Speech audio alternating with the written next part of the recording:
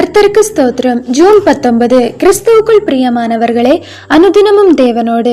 இன்றைய தலைப்பு, தொடர்ந்து பிரகாசி, உங்கள் வெளிச்சம் அவர்கள் முன்பாக பிரகாசிக்க கடவது. மத்தேயு 5வது அதிகாரம் 16வது வசனம். உங்கள் ஒளி உண்மையிலே பிரகாசிக்கிறதா? நம்முடைய கலாச்சாரத்தில் ஒருவரை புகழ்வது மிக எளிது. நம் நண்பரையோ உறவினரையோ பார்த்து, நீங்கள் ரொம்ப நல்லவங்க, நீங்கள் ஒரு உண்மையான கிறிஸ்தவன் என்று புகழாரமாக பேசுவோம். ஆனால் நீங்கள் ஒரு நிமிடம் சிந்தித்து பாருங்கள். நீங்கள் ஒரு உண்மையான கிறிஸ்தவன் என்று உங்களை பக்கத்து வீட்டுக்காரர்களுக்கு தெரியுமா? நீங்கள் தேவனுடைய பிள்ளை என்று உங்களோடு உடன் வேலை செய்கிறவர்களுக்கு தெரியுமா? நாம் வார்த்தைகளுக்கு பின்னால் ஒளித்து கொண்டிருக்கிறோமா? அல்லது நம்முடைய வெளிச்சம் உண்மையிலேயே பிரகாசிக்கிறதா? வெளிச்சம் என்பது சத்தம் போடாது, தன்னைத்தான் விளம்பரப்படுத்தாது.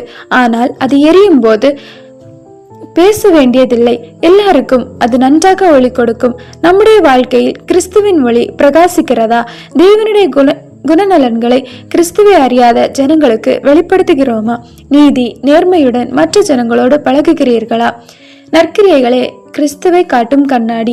இருளில் இருக்கும் ஜனங்கள் உங்கள் வெளிச்சத்தை பார்த்து, இவ்வளவு அமைதியாயும் அன்பாயும் நெருங்குவதற்கு இயல்பாயும் இருக்கிறீர்களே என்று வியந்து, அந்த வெளிச்சத்தின் பிறப்பிடமாம் கிறிஸ்துவை தேடி செல்ல வழியாக அமையும்படியாக தேவனால் தெரிந்து கொள்ளப்பட்ட கிறிஸ்தவர்களாகிய நாம் கிறிஸ்துவை பிரதிபலிக்கும் சுடர்களாக பிரகாசிக்க வேண்டும். இது நம்முடைய கடமையாகும். புதிய ஏற்பாட்டில் தொற்கால் என்ற தபித்தாள் ஆகிய பெண்மணி தன்னலமற்ற உதவியினால் அநேக விதவைகளின் உள்ளத்தில் கிறிஸ்துவை புகட்டினாள். இதுபோல நாமும் மற்றவர்களுக்கு எதிர்பாராமல் செய்கிற ஒரு சிறிய உதவியா இருந்தாலும் அது உங்களின் முகத்திற்கு பின்னாடி கிறிஸ்துவை காண்பிக்கும் கண்ணாடி ஆகும்.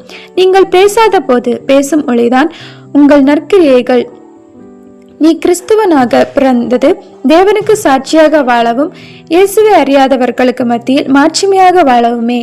ஆமேன்.